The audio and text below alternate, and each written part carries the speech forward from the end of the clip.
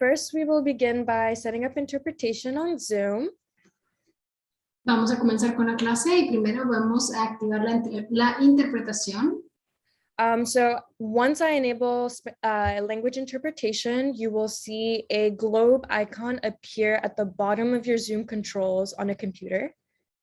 Una vez que habilite la función de la interpretación, ustedes van a ver un globo terráqueo en la parte inferior de su pantalla, a mano derecha. Once language interpretation is activated, you can click the globe icon and select the language you would like to hear. Una vez que vean que yo activé la interpretación, pueden seleccionar el globo terráqueo y activar el lenguaje que quieren escuchar. You will have the option to hear the interpreted language only by clicking mute original audio. Usted tendrá la opción de solamente escuchar una sola voz, el lenguaje que en ese momento está siendo interpretado, si es que es en el español. Para evitar escuchar dos voces, usted puede apagar el audio original apretando off o apagando el audio original. If you are joining from a computer or tablet, you will need to go to your meeting controls by tapping the 3 points that say more. Si usted nos está acompañando a través del uso de tableta o teléfono inteligente, le vamos a pedir que por favor busque los 3 puntos en su pantalla para acceder a más y ahí encontrará la interpretación de los idiomas. You will follow the same instructions as before. Tap the language that you would like to hear, and you have the option to mute the original audio. Una vez encontrando esta opción, usted va a seguir las mismas instrucciones donde seleccionará su lenguaje y apagará el audio original. The most important difference is that once you select the language you want to hear, you must click Done to activate the language feature. La función más importante aquí es de que una vez que usted selecciona su lenguaje, necesita usted oprimir el punto, el botón de terminado o done, si es que tiene las configuraciones en español o en inglés. So unless anyone has questions, I will enable the language interpretation feature. A menos que alguien tenga una pregunta, vamos a activar o habilitar la interpretación. Okay. Bisma, where is meetings control under what? So if you're joining from a computer, you'll have a globe icon that appears at the bottom of your screen. It's not active yet, but once I click start, then it'll appear. But if you're on a tablet or a phone, you're gonna have to click the 3 dots that say more. That's the language, that's how you access the controls. And then click language interpretation and the language. But it won't be active until right now. Give me 1 second. I just enabled language interpretation, so you should see those options now.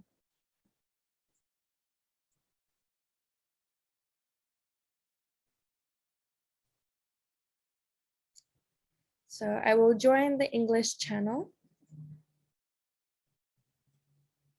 Can folks in the English channel hear me?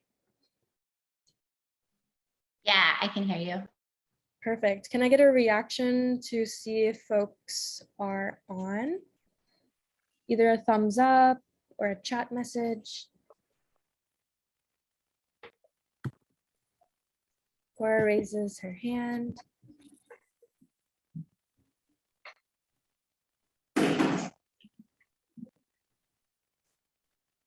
Cora, do you have a question or is that just confirming you're on?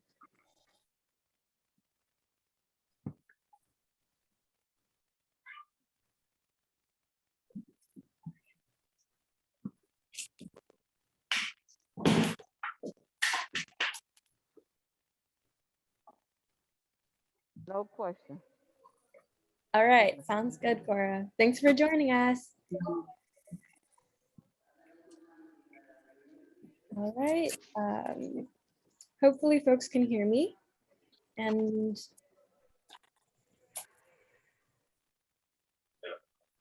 perfect, and Maya also sent a chat. Perfect, so we will keep going.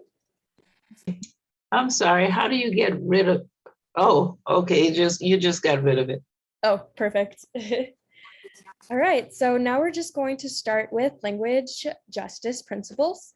So language justice means that we are holding open and equal communication for all. This is a shared responsibility like disability access. Everyone just set up language interpretation on Zoom. We'll remind everybody to please state your name before you speak so that the interpreters know who's speaking. And some tips for all of us to keep in mind is please speak slowly and clearly. Think about key points you want to make and keep it brief so you can take your time. Don't use acronyms or jargon. So if you do use abbreviations, please explain them. And due to Zoom's limitation on language interpretation, even if you know more than one language, stick to one language. Next, we're gonna move into our land acknowledgement. And so the practice of land acknowledgements is a way for all of us to collectively reflect and deeply engage with our space, our place, our history, our positionality, with the intention of centering indigeneity and disrupting colonialism. So once again, there is a native lands guide that would let you put in the address of where you are to understand the native lands that you are occupying. And so I will be sure to send it out at the end of the week in case you want access to that guide. And also an offering to pay Shumi land tax by which is a collective of Native Ohlone women who are fighting for cultural revitalization. And so if you do have any discretionary funds, I suggest that you consider donating to their trust. And so I will, if you are joining us from San Francisco, that is Ramaytush Ohlone territory. If you are joining us from East Bay or Oakland, that is Chochenyo, Ohlone, and Lisjan territory. And so I will offer land acknowledgement out to everybody and see if anyone wants to unmute and share the native lands they are on or would like to share in the chat.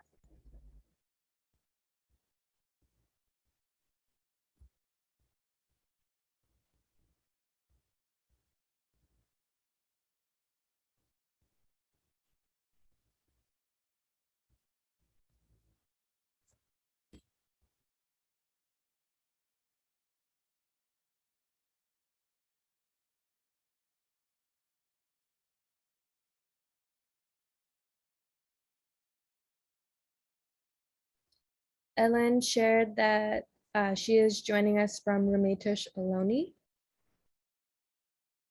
Rhea also shared that she is joining from Ohlone Ramaytush land as well. Joy shared in the chat, I am an immigrant from one stolen land to this one and welcomed guest of the Ohlone.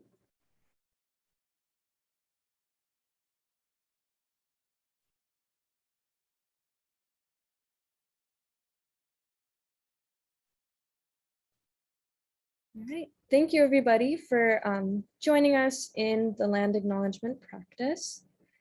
And I will also put the native land guide in the chat in case folks want to spend time looking at it later.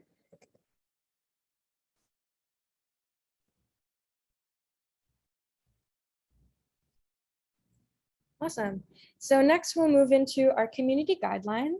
They're the same ones that we've been sharing at the beginning of every class. And so I'll just run through them. No bigotry, hate, or slander will be tolerated. Assume positive intent. All truth is truth. Take space, make space. The Vegas rule, which means what is said here stays here, but what is learned here leaves here. Each one, reach one, teach one. Ask permission to inquire after a share. Practice self and community care. One mic, one voice. Correct with care. Don't assume knowledge. If you use academic terms, please explain them. And appreciate cultures through community. And I'll pause to see if there's any other agreements that people want to add.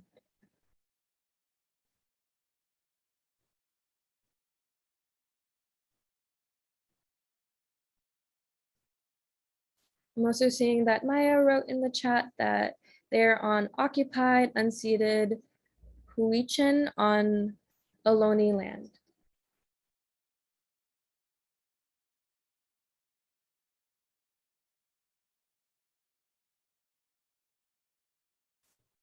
All right, so now we'll just keep going. So now we'll have our small check-in question.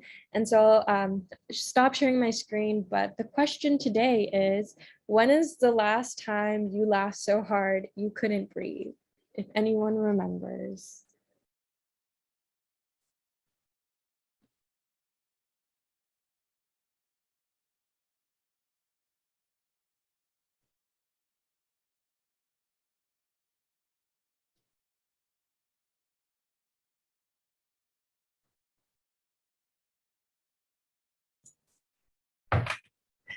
This is Maureen.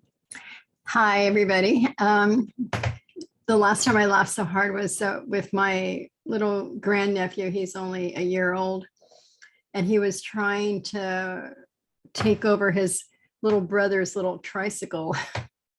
And so he got his foot stuck in the handlebars, but he was determined not to give up that little tricycle, and he just kept going. And it was so hysterical to see this little kid with one leg stuck up on the bars and the other leg pushing this bike as fast as he could.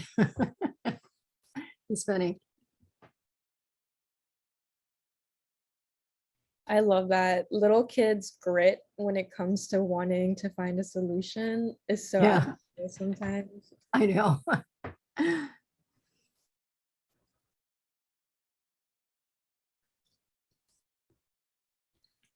I feel like my favorite one to share is that one time when I was like up really, really late after I had finished classwork, one of my roommates came in and just showed me a video of a like rock collector who has an entire museum in China where lots of folks just immigrate to and see these rocks, but all the person does is put wigs on rocks and calls them like different popular culture, what's it called, icons. So they had like a Trump rock and all these other things. But it was just so hysterical, like so bizarre. Yeah. That like we just started watching the video and couldn't stop laughing. And I think it was partly like deliriousness from being up so late and all of that. But I just remember my stomach hurt so bad when I was watching the video. That's funny.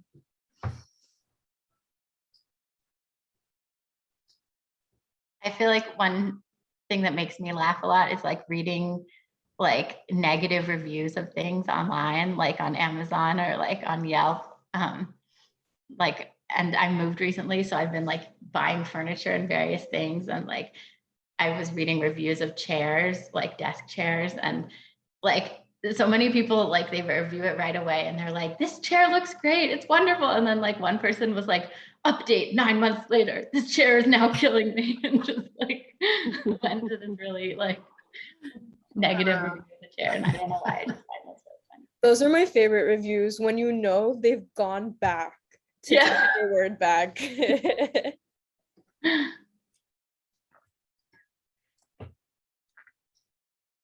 I have a story. I was walking with a friend and I was telling her a story about something that happened to me. And as I was telling it piece by piece, we realized it was so bad. It was funny. You know, it was like, can't be true. And then there's more. No, there's more. No.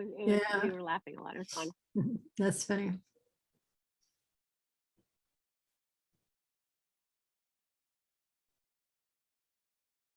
Yeah, I always also find when I try to tell backstories after I've laughed so hard, it's so difficult because I'm not in that state of emotion anymore. Yeah. But I'm like, you had to be there.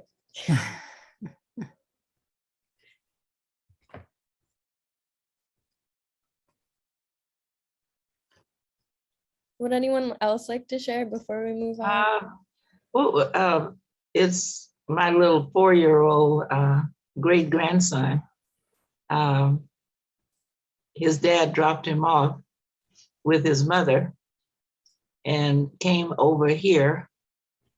And as soon as he got here, the 4-year-old was on the phone asking him to come back and get him. And so he said, "What do you mean, come back and get you? I just dropped you over there. Why do you want to leave?" He says, "Because I can't even have a conversation over here."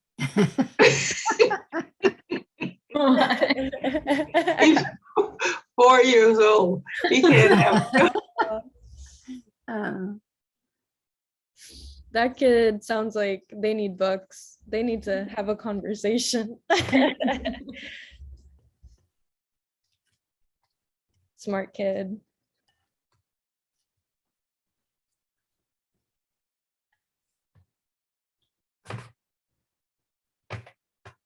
The only other thing that really got me, but he said he was over here one day and his daddy did something to him. And he came out of the kitchen, he was just crying. And he said, "You just mean, Dad, that's all. You just mean." Oh, I love the spirit of children. They're just incredible. All right, well, thank you everybody for our check-in. And we'll start continuing with our Twitter slides.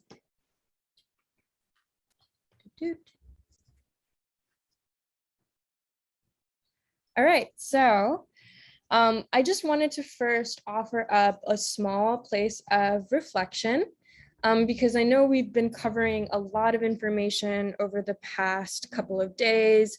We started with digital safety, we moved into Facebook, hearing community organizations speak about Facebook, and then we started talking a bit about Twitter and a little bit on Instagram as well. So I just wanted to ask, has there been anything coming up with Twitter? Does anyone have an account? Did anyone try to look at their account? How has that process been going? And so just wanted to see if anybody has any thoughts. This is Maureen, and I have Facebook and I have Instagram. Twitter, for some reason, scares me. I don't know why. Probably because I hear that people post all these bizarre things on Twitter. I mean, that's where Trump did all his, you know, just the backlash back and forth on Twitter. And I was like, oh my God, I don't know if I want to, do I really want to get on that, so.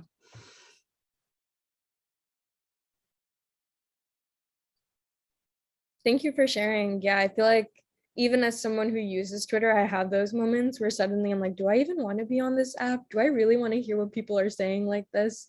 But then other times I'm like, wow, I found such important community resources, or I found this job posting that I could send to a friend or something like that. And so for me, then having these apps becomes the ability to access resources. And so that's why I tend to stay on them, even if I do have like a couple of days or even like weeks or months at a time where I'm off the account.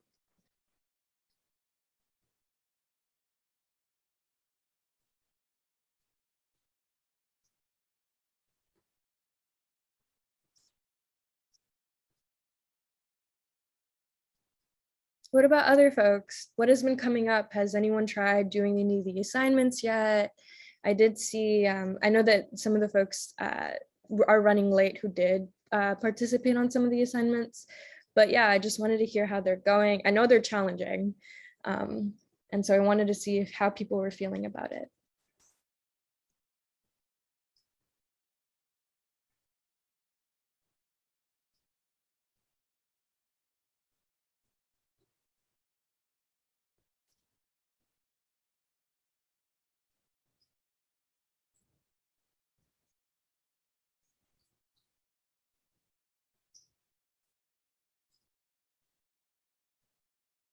All right. Well, I think folks don't have reflections, which could mean a good thing or a bad thing. And I'll just say that my office hours are available, as well as one-on-one appointments you can make. I've seen a few of you in office hours too. And I would love to hear your thoughts and to hold space for all of the different emotions that are coming up by hearing about these social media platforms. All right, well, and then we'll go back to the presentation and learn more.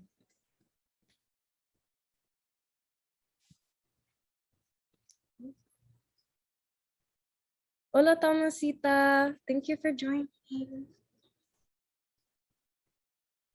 finally found you. It took me a while. I couldn't find you, but I found you finally. Yay. Hi, Dharma. Just so you know, we do have language interpretation enabled, so you will have to go to the bottom of your screen and click the globe icon and select the language you want to hear. So just so you know. Got it. Yay, perfect. Oh, I like your background, Dharma. That's cool. Taj Mahal. Yeah.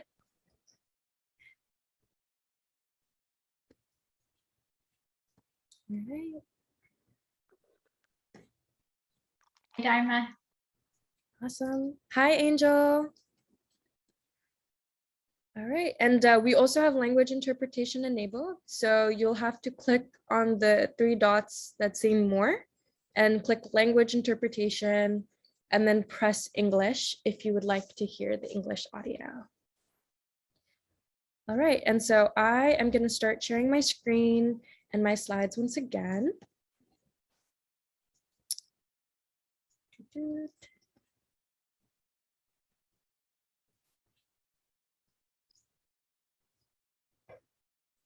All right, so now, Lupita just joined. We're going to dive right back in and start covering a little bit more of the advanced features on Twitter. So first, we're going to start by talking about how to put alternative text on tweets. So we did have a Facebook lesson on alternative text already. And so I wanted to see if anyone remembered what alt text is used for.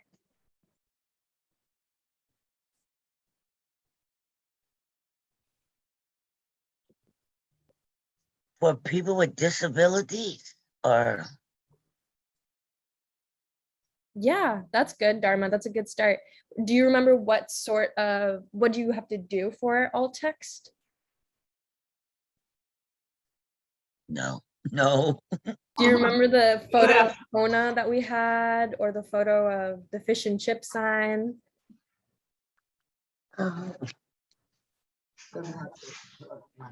Well, I'm Dorothy Cook, and I do remember. I remember the class, and it was describing a picture to someone who couldn't see it. Right on. And then Dharma was the one that won the prize because she described your cat or something. Right Yep. on. You got it. Teamwork. Both of you got the answer together. Yeah, so alternative text is to describe images, to make images accessible to visually impaired or blind folks. So it's a practice of describing images so that disability software such as screen readers, which allows people to read through text on a screen, can understand what's happening. And so now I'm going to show you how to actually create alternative text on Twitter. So this is the button for how to create a tweet. It's the part that says what's happening. And so once you click on tweet or create a tweet, you can click on the little photo icon that appears on the bottom left of the tweet. It's kind of a small button, but it's a rectangle with 2 mountains and a little dot. But when you click on that, you're able to add images to a tweet. Next, you'll add whichever photo you want. If you're on a phone, this means that the tweet will automatically open to your camera roll. If you're on a computer and trying to add a photo, it'll open your downloads. So it'll just open wherever you have photos. So once you put your photo in, you're going to have to click the edit button that appears on the bottom right of the image. After you click on the bottom edit button, two options will come up. That is the crop photo as well as the alt button. And so alt is short for alternative text. So you'll click on the alt tab so that you can access the text box. Once you click that alt button, this description box will pop up. Here, you will be able to add the image description for your photo. And so this might be a little exercise on the fly, but would anyone like to try to give an image description for this graphic that I created for the free Wi-Fi campaign? This image here.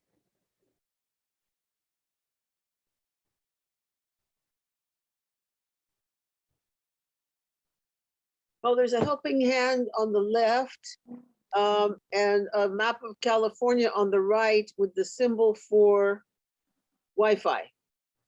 Perfect. Is there anything specific that you feel like this photo is communicating with the Wi-Fi symbol and the hand? Well, because there's a cross, I don't know what that means. It looks like first aid or something. So it's like a hand under first aid symbol. On the right is a map of California, a helping hand, and a Wi-Fi symbol on it. Perfect. Yeah. So perfect. You exactly described all the images that you saw on the screen, but this was a graphic that was created to talk about the digital divide among seniors and people with disabilities. So you're right. You would describe it as a hand outstretched with a help sign, with a slash, and the state of California with a Wi-Fi symbol and a hand pulling away. So it's supposed to show how the two are separate from one another. And so that was a good image description, but that's what you would add in this blue text box there. And then the last step to make sure you save your image description is to press the save button at the top. Does anybody have any questions on accessing alt text on Twitter?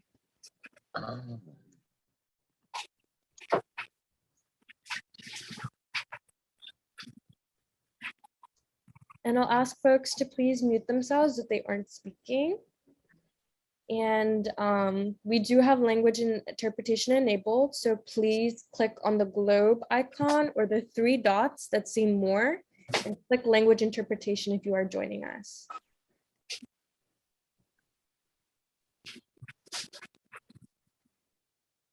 All right. Sí, escucho. Yay. Hi, Flor. Thank you for joining us.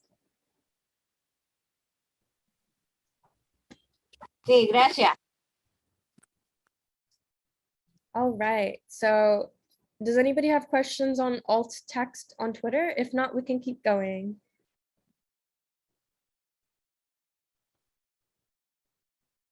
All right. So next, we're going to talk about how to block an account on Twitter. This might come up because you might see some accounts that you don't like on your Twitter account, or if someone is harassing you, this might be a good practice. Sometimes people on Twitter really like to argue. And so sometimes you do have to block an account that just won't give up. So this is how to block a Twitter account through a tweet that you see on your timeline. So first, you're going to have to click the 3 dots that appear on the corner right of the account that you're trying to block. So let's say that I was on my timeline and I saw this tweet from Donald Trump Jr. and I don't want to hear from Donald Trump Jr. So I see this tweet, and so I'm going to click on the 3 dots at the top right to block. The second step is to simply click the block button and to select confirm. And that will allow, that will mean that Donald Trump Jr. will not have access to any of my tweets, any of my messages, and I won't see his content on my feed anymore. You can also block a Twitter account by going to their profile page. So that can be done by simply clicking on their name in a tweet, and that will automatically navigate you to their profile page. So first, you'll go to the profile page. You're going to have to click on the 3 dots with the circle that indicates more options for a page. After clicking on that, you will select block from the menu and confirm block. So these are the steps you would have to take to block an account on Twitter. When you do that, though, does your clicking on their account or their profile add a click for them? So they won't get any notification that you blocked them. The only way another person would know if you blocked them is if they tried to physically search your name and they would see nothing would come up. So there is no notification that's sent to them. There's nothing that is sent to them to let them know that you've been blocked.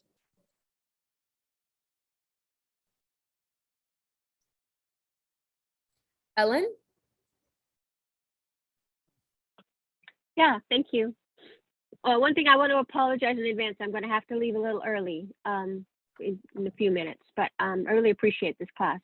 So I'm mystified by a lot of this stuff. Why would you be getting a tweet from Donald Trump Jr.? I wouldn't. They just pop up randomly. Yeah, sometimes they might pop up randomly, so it might be like a sponsored tweet or something of that sort. But you're right, I would never see Donald Trump Jr.'s tweets. I was just using his account arbitrarily for this example, but it could be anybody that is giving you a hard time on Twitter, because a lot of people like to talk and have conversations, and so sometimes that can get overwhelming. Right. But I guess this is the question about, so in your if I open an account, I would only see tweets from people that I like. Generally. Okay. So I was, if I don't mind me taking a moment, I heard this panel talk by, it was people from the National Association of Hispanic Journalists, and there were these mostly young women, and they were and they said one of the hardest things of their job was mental health, because they got harassed so much. So that happens to them. Am I right about this? Because they're being public. Yes. Right? Because part of they need to have that Twitter presence in order to do their job as a journalist. And so they're vulnerable because they're so public. Is that correct? Yeah, so that's the unfortunate reality of what it means to organize in spaces like this, is that white supremacists and lots of far right leaning groups have a lot of freedom over spreading hate and hateful messages without much consequence on these apps. And so many times when you are a public figure or an activist, like for instance, even on my own Twitter account, I don't use my name. I don't use any personal information that can actually track that information, just because a lot of the views that I share and a lot of the thoughts I have can be targeted by other people. And so, yeah, you do have to be a little bit more careful, and especially if you're a public account and doing community work, to make sure that you are allowing only people that you trust to follow you. But obviously you can't, some accounts actually have like filters, so they look for specific keywords and harass people who may be organizing around like climate justice or something of that sort. So it's an unfortunate reality of what it means to organize on a corporate social media platform. Yeah. This you. is Maureen.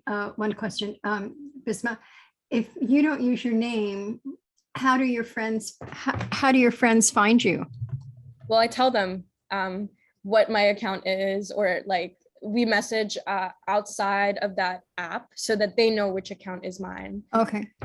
So yeah, it's a lot of trust on those accounts. And I would encourage that some folks I know have different accounts. So some are public accounts for everyone else to see, where people don't talk about their views that might be destroyed by corporate media. And then others have private accounts like that they're able to share those deeper thoughts with. So it's Okay. up to you and how much you want to be in the public eye, how much you're willing to tolerate like the hate accounts and stuff like that. Okay. Okay. Thank you.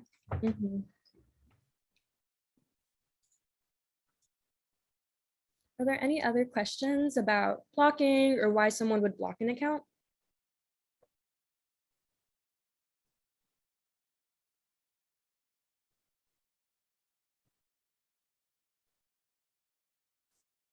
All right, well, thank you for those very insightful questions, and we'll keep moving along then. So now we're going to talk a little bit about geotagging. We talked about geotagging with Facebook, but just to jog our memory, geotagging is when social media posts have a GPS location attached to them. And so these next couple of slides just disables this feature. So Twitter would never have access to your location when you are making a tweet. And so this is just a good practice, especially if you are concerned about privacy on Twitter or privacy about being your identity, then it's a very good idea to deactivate geotagging. And so I will walk through how to turn off geotag on your computer if you use Twitter there, as well as your phone. So first, from the perspective of a web browser, you're going to have to navigate to the sidebar panel and click the 3 dots that say More. From the More setting, you will click on Settings and Privacy. So that dropdown will appear when you click More, and you click on the gear that says Settings and Privacy. Next, in your settings, you'll click again on the Settings and Privacy tab to open up more options so that you can see the entire settings page. And from there, you're going to scroll down and click on Location Information. After clicking on Location Information, you will click on the Add location information to your tweets and press Turn Off or remove all location information from your tweets. So making sure that this box is unchecked and that you've removed all location information. Now, from the perspective of a phone, so let's say I have the Twitter app on my cellular device and I want to make sure that the geotag is turned off for Twitter. So first, I will click on my device settings. So clicking directly on that system settings. Then I will click on the Twitter tab. So scrolling down and finding where the Twitter settings are on my device. Oh, it says Facebook on here, but I meant Twitter. And then after, you will click on the location. So allow Facebook or allow Twitter to never have location access. And so making sure that all of those things are clicked to never on the location will make sure that Twitter will never have my app location. And I see Ellen, your hand's raised. Oh, it's from earlier. Okay, I just got a notification, so I was like, oh. Are there any questions on how to disable or why to disable the geotag?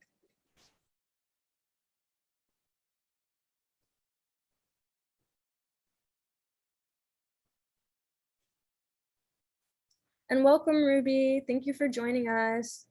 We do have language interpretation set up for the class. So you will have to click on the globe icon if you're on a computer and select language that you want to hear. Or if you're joining from a computer or tablet, click on the 3 dots that say more. And Lupita and Maya, I see your hands are up, so we'll go in that order. Hi, Bisma. Hello, I have a question. If I deactivate my geolocation on Twitter, but still Facebook has it or YouTube has it, let's say do I need to deactivate on all of them because can they share since they're from the same owner? They can share my location, or So it's safe to have it just on Facebook, not on Twitter, not on YouTube. What do you think? Is this going to affect, or should I just? yeah, my recommendation is to just remove the location setting from all possible devices or possible apps just to be safe, because again, like these are private companies and we don't know what they do with information that they know. And so that's kind of just my initial response to that, as well as you could choose to save like your location on some things. Like if you trust your friends on Facebook and you want them to know where you are, then you can do that. That's a personal choice that you can make depending on how big or small your circle is of people on your network. But yeah, it's mostly just making sure that if you are using these accounts, that you're thinking about how your data travels, or that it might have a life past what you're thinking of. And so not to give these corporations power. And I did see that a lot of apps have now been giving a notification of asking the app not to track your activity. And so that is also another cyber regulation that's coming up to make sure that apps are not using what we talked about earlier in the digital safety class of cookies, and making sure that you're deleting your cookies as you go, and that websites aren't taking that information and trying to sell it to someone else. So when you do get the notifications of ask app not to track, click do not track. Did that answer your question, Lupita? Yes, sometimes they say, do not share my information. Is the same? Mm-hmm. Thank you. Yes. And Maya? Hi, my question is, in addition to taking off any location settings, are there ways that we can track if folks are trying to get our location or to further protect ourselves? There isn't And a concrete I think it's also a great idea to keep the location off on all devices. I think that's something I wasn't, yeah. Yeah, unfortunately, there isn't a way to check if anybody is trying to find the IP address. The best practice in those senses, if like asking friends and making sure that friends aren't giving your location or that information on a tweet. Oftentimes, lots of people can infer from the location of a photo with the background, or asking friends, oh, do you know what this cafe is called or what this place is called? And making sure that those are conversations you're having with your friends, and making sure they're not sharing that with people you don't know. And so unfortunately, there isn't like that I'm aware of any system that allows you to check. And if other folks do know of that, please do share. But I haven't come across that yet in my research. Sorry, Maya, I feel like I answered half your question. Oh, that's fine. That's definitely helpful. I'm just learning as we go. Thank you so much. Of course. All right. So next, we're going to take a small break before we jump into the next part of our presentation. We're going to jump into talking about Twitter storms and how to generate one. And so that's a specific tool that lots of organizations use on Twitter. But we'll have a small bio break. So please come back at 4:01.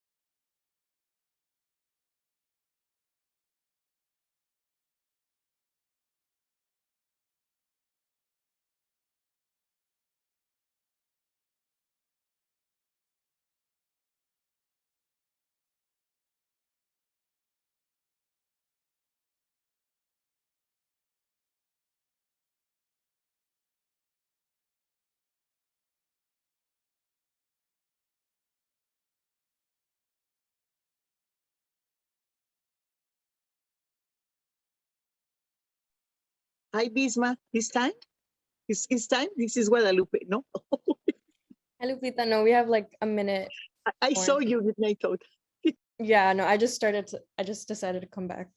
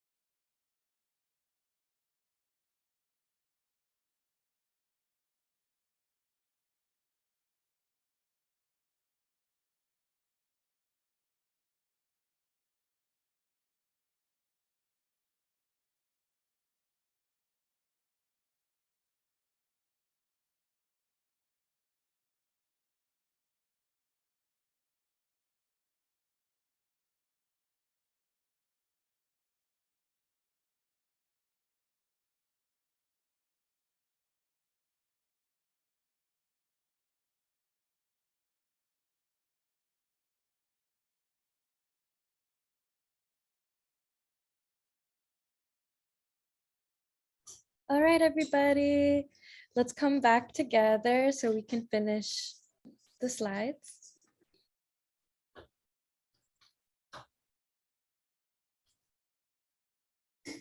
Can I get a reaction from folks that might be off camera to let me know that you're back? So you can either send us a chat message or just wave. Hi, Joy. I love your kitty mask. Hi. Yay, seeing lots of different reactions.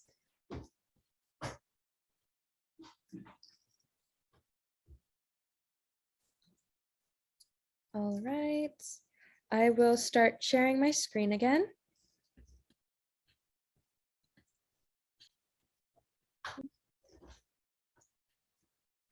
Great, so now we're just gonna jump back into Twitter storms. So what are Twitter storms? Twitter storms is when there is a sudden spike in activity surrounding a certain topic on Twitter. This was called trending topic, as you might have recalled from our earlier presentation. So basically, when a specific tweet and hashtag are tweeted and retweeted quickly enough, the hashtag is included in Twitter's trending list. Some Twitter storms may even reach an audience that is not on Twitter, but actually on different social media apps or even on news and press publications as well. But there is a little bit of a warning that I will attach with Twitter storms, and to be careful, because some Twitter storms are US propaganda, and so actually planned by the CIA, and so might actually support imperialism or colonialism in ways by allowing those different topics and fake information to spread to masses of people. And so the example that I would like to give is that there was a SOS Cuba hashtag that was trending a few months back.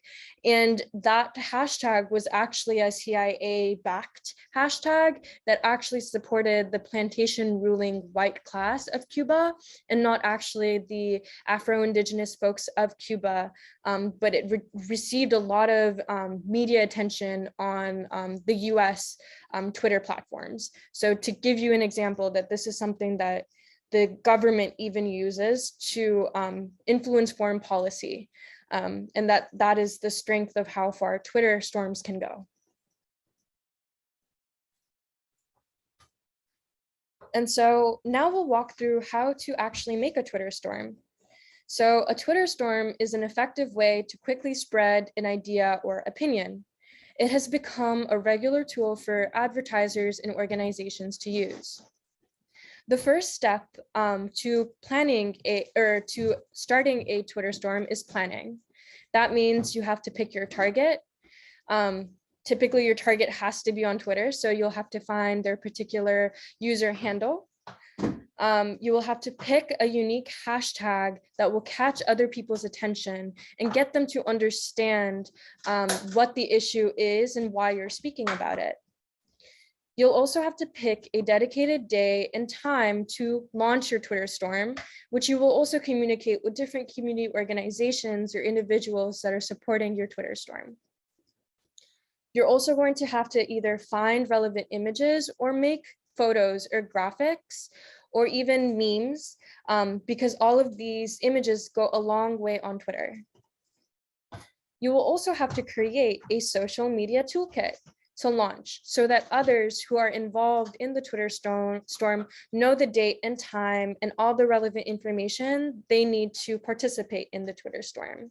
And so in future, next week, actually, we will go over the different parts of how to create a social media toolkit. So to say that we are planting the seeds right now for that instruction. The second step to making a Twitter storm is recruiting. So that means that you're going to have to recruit friends, supporters, and allies ahead of time to join your Twitter storm. So this can mean you can set up meetings and phone conference calls to make sure that people will participate. You can also directly message allies and people to spread the word.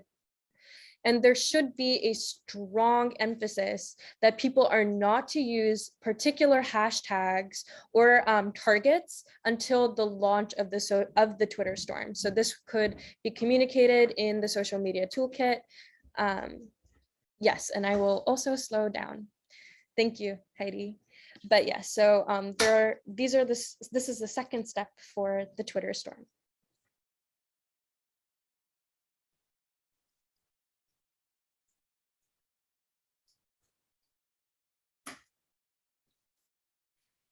The third step towards making a Twitter storm is to actually generate the storm. So next, you will get on Twitter and start tweeting and retweeting every message you see with your hashtag. And you should also encourage everyone on your team to do the same at the same time.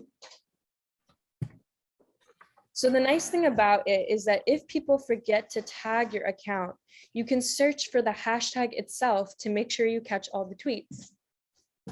And it's also really important that you thank everyone who supported your Twitter storm to for them offering their labor and time to help you generating a Twitter storm.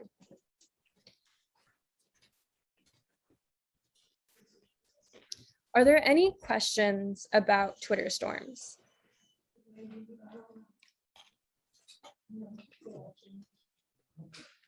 One quick question. Before you type the information, actually you're talking about the information, right? But before a Twitter storm is the information behind the hashtag, right? So yeah. So you're saying that we should be creative on, say, putting 3 hashtags before your Twitter or something. Is that what you're talking about? So I'll actually run through next week how to create a social media toolkit, which is where your instructions to how to generate a Twitter storm will live. And so we'll go through all of that, but basically the Twitter storm is making sure that enough people know about your action and know the correct series of information to put into a tweet to generate activity. So that'll include targeting whoever you're choosing. It will include the hashtags that you will have other people use as well. And also creating some example posts for people to make. And so we'll run through all of those things, but this is just the reason why social media would be used by an organization is to try and generate a Twitter storm.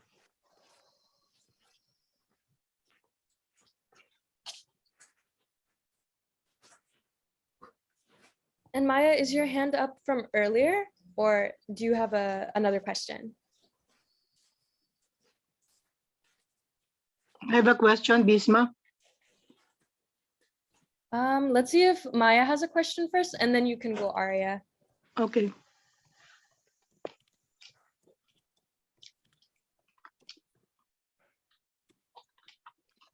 I think Maya may have stepped off screen, so Aria, you can go for your question.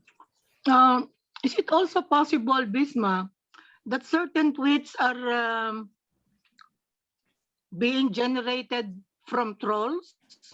Yes. That's a really good point, Aria. So there are certain bots on Twitter, and bots have particular functions that they're good at. Sometimes they scam certain accounts, or there's ways that people try to beat the algorithm. So sometimes people might buy certain bots to get viral tweets or get their information out to more people. But I won't focus too much on that because we're using Twitter for organizing in this case. And those are ways to kind of go around certain features on Twitter. Some bots are actually useful for organizing, but some aren't. But I personally don't know too much about them. Like I know there's certain bots that we use for the social media toolkit. So allowing people to click on a link to tweet directly to their Twitter account is one bot that we use. But you might also have another bot where if someone follows your account, they automatically get a message from your organization thanking them for the follow and asking them to sign up as a member or something. So that is an example of another bot. But yeah, so there's certain programs that you can support your digital advocacy, but other bots are not very useful and may be more spam or hacking related. Define bot for us, please. What's that? The word define bot for us. Robot. Oh, robot. Okay. Sorry, I realized as soon as I said it, I was like, I should clarify. It's a robot, or it's like an automatic, like artificial intelligence feature. So something that you give a simple command to, and it continues to run it. Oh, goodness.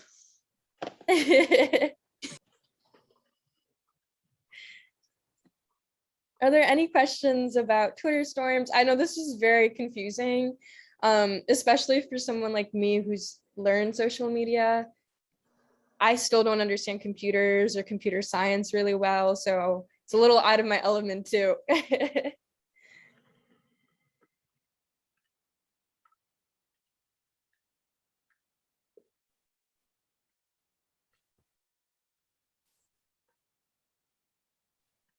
All right.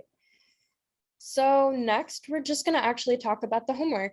And so tasks that are set out for today is to make a Twitter account if you don't have one already. And if you need any sort of help or assistance, feel free to ask how to do that. If you do have an account / make an account, please search for Senior Disability Action and follow our account. So here's the handle name. Our handle on Twitter is SDAction1. And the third task is to interact with one of our tweets. So you can either like it, you can retweet it, or you can quote tweet it. And if you don't remember what all of these means, you can look back at our video from Monday that explains the differences between how to post on Twitter. And this is a bit of an advanced homework assignment in case people are up for the task. So maybe you did those things and you feel like you're powered up and you want more things to do. So this is an optional homework assignment. You can post a photo on Twitter with alt text and try to tag Senior and Disability Action. So that would mean posting a photo, adding the image description, and using the @ sign and tagging Senior and Disability Action on Twitter. And also, please join our Facebook group chat if you aren't part of it already. You can join the Facebook group chat by sending me a friend request. so Bisma Farzan Sayed on Facebook. And after I accept your friend request, I can put you into the Facebook group chat. And I really want us to use that space to ask questions or thoughts, or to just send words of encouragement to each other, because this stuff is hard and we need as many cheerleaders on our side to make the process and journey easier. And I see, Jose, your hand is up.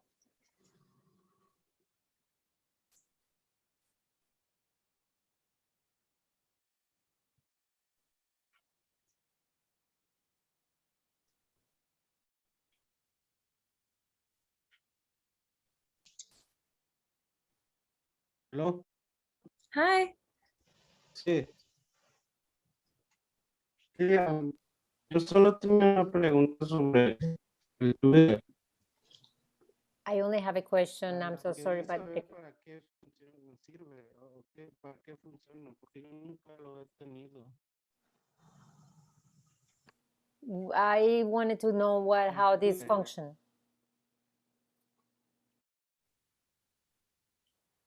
How what functions? El Twitter. Twitter. How Twitter works. I've never worked on it, and I want to know what it's for. ¿Para qué funciona el Twitter? Porque yo nunca he tenido, nunca lo he descargado y nunca lo he usado. I haven't used it. I never drop it into my. I don't know how it works. What is that for precisely? Twitter. So Jose, I think you missed our class on Monday, but that was our introduction to Twitter, so it might be useful to watch that video because some of that information might be in there that you're looking for. But to briefly answer your question, Twitter is a social media platform where a lot of politicians, community organizations, also like people like you might have heard with Trump, use it to have community dialogue. So it's a place where you can have quick messages to try and have a conversation with a lot of people online, and to spread lots of information too. And so lots of people who use Twitter use it for to connect with their friends, or to connect with community organizations that they want to hear from, or just to get updates about people's lives.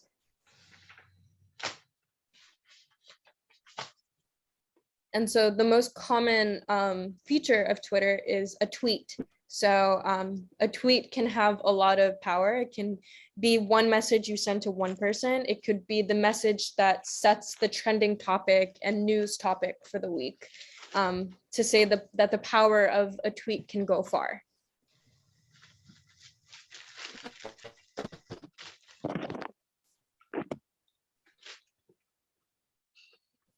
Muy bien, es que el internet no está muy bueno. Yeah, I kind of understood. It's just my internet is not working so well. I'm sorry. Of course. And you can also use you can rewatch the video. I'll send you the link if you would like to the playlist. Okay. Sí, gracias. Perfect. Thank you. Lupita? Bisma, I am confused about my accounts because I've had since like probably 15 years or 12 years, something like that, the Comité de Padres Unidos, my group's Twitter account. And that was the only one. But like 2 months ago or so, probably a month and a half, I found out there is one created for me under my name. And I'm wondering if this is my question. Is it possible that Google created a personal account for me, even if I didn't request it? I didn't try to do it because it was asking me about so I sort of started filling it out, you know, like my date of birth and all those, because it says you have to do it. But then I realized this is not Padres Unidos, because on Padres Unidos is the date that the group was created. It was October 1988. So I said, wait a minute, why is this asking me all this? Why is it linking me? It's like a link between my probably is because of my email. but I was using AOL all the time. So I don't understand what's going on and why. So I stopped. I said, wait a minute, I didn't request this. Why am I eagerly, putting my date of birth and all that stuff? So I said, and I made a note to ask you later, but now that you're asking, I've been a little, having some problems here and I forget. But now that you're asking, I remember that. Is it possible that the Google, because it's a company that probably creates this kind of stuff, that create an account for you and are sort of like offering you the service, but with your name in it and all that? I didn't put pictures, nothing like that, because I said, why do I have this? Yeah, so the thing about Twitter is you can make multiple accounts with one email. That is possible. And like, for instance, I can have separate Twitter accounts, but just one email link to them. So it could very much be the possibility. So Google wouldn't go out of their way to try and create an account, but they do have buttons sometimes that say, oh, sign up with your email or sign up with your Facebook information or something like that, or those one clicks. So it is really possible that maybe through clicking through the Padres Unidos like account, you accidentally clicked one of those and it just created an account for you. And like you're saying with muscle memory, you just see something that asks for your name, so you give it your name. And it's possible that that's what happened. But if you want to, we can walk through how to delete a Twitter account if you do want to delete that Twitter account. I'm not really interested in create one because I can barely handle Padres Unidos. But then on the other hand, probably it's good to have a personal account, probably. So yes, I would like to explore that. What I'm thinking is that I remember like a year ago or less, they started saying that I had to use a Gmail account. That was in different, probably not only for Twitter, some in other stuff. My phone was telling me you need to sync, doing like a synchronous. What is the word? Sync, right? To sync all your accounts all in one. I say, no, I don't want to do that. Why do I have to do that? Yeah. I'm AOL for. I have a lot of use of that, like publicly, right? So I have the two, Gmail and the other one, and maybe in one of those I had to choose the Gmail account in order to continue using that. So it's for me, it's no good that they like make you do that, but they say that it's about to synchronize all your accounts and all that. So I don't know. What do you think? I should just delete that, and I don't the Twitter. A lot of people use Instagram, and the other one now that is very TikTok is very popular, and it keeps popping up. Sign up and sign and sign, and of course I have no time for, and I neither the knowledge to do it in an effective manner. So, what do you think that I should just delete is it possible to delete the Twitter account that is under my name? Yes, it's possible, and I can walk through the steps in case other people also want to know how to delete one. But yeah, you can definitely delete. I would say that if you are feeling overwhelmed and feel like you can't stretch your activity across accounts, focus on the ones that you know work and works for you. And it's easier to do that than to stress yourself out over having multiple accounts or places where your information lives. So we can definitely go through that. Would other folks also like to walk through the tutorial on how to delete a Twitter account? Thank you, Bismarck. Thank you very much.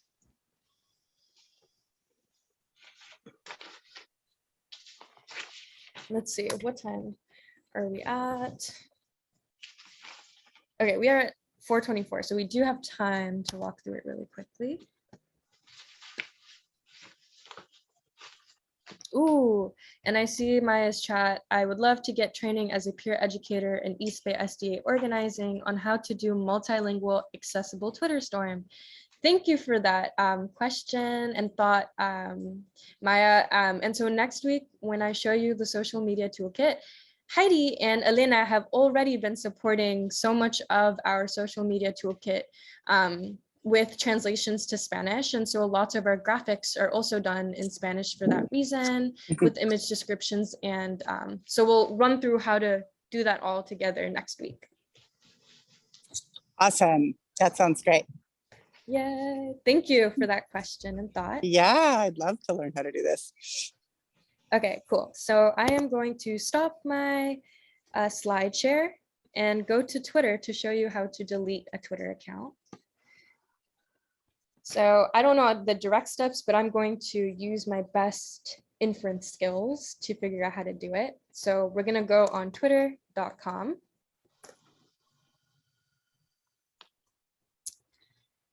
And my guess is we would go to more. So click on the three dots that say more, opens settings and privacy.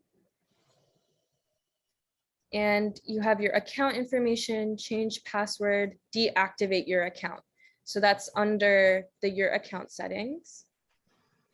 So a deactivate would mean that you're temporarily suspending your account. So that means people will not be able to see your account on Twitter, but the data or the tweets that you have will not be deleted. So that means if you want to come back to Twitter, you'll be able to have all your friends and people there too. Let's see if it shows us how to delete here. That's Cora. Let's see.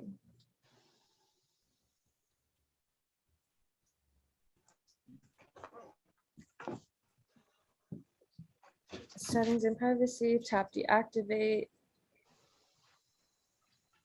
Okay. It seems like, okay, so in order to delete your account, you have to deactivate it first. And after you deactivate your account, you'll have the option to delete it, is what it says when I search online. And so it seems like it's a two-step process. So you have to press the red button that says deactivate and then click the other button that says delete. But because this is Senior and Disability Action's Twitter account, I'm not going to deactivate it because we have active tweets right now. But so you would have to go click on more, click on your account, and click on deactivate your account, and then follow the instructions to deactivate.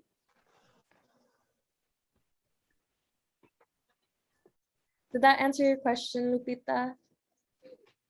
Okay, great. Yes, Vitma, thank you very much. That was good. Very clear. Thank you. Awesome. So now we're just going to move into announcements. The first announcement is an announcement that I have.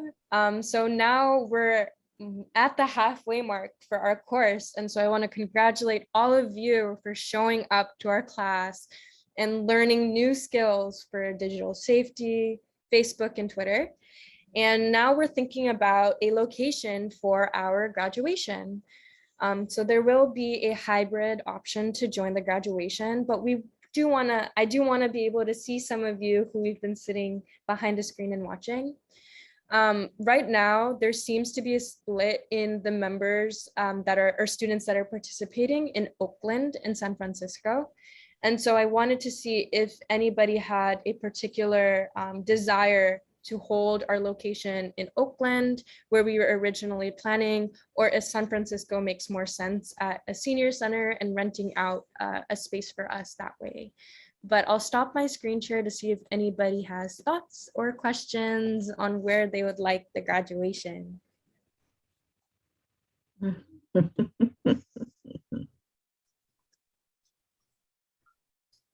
Maureen said San Francisco.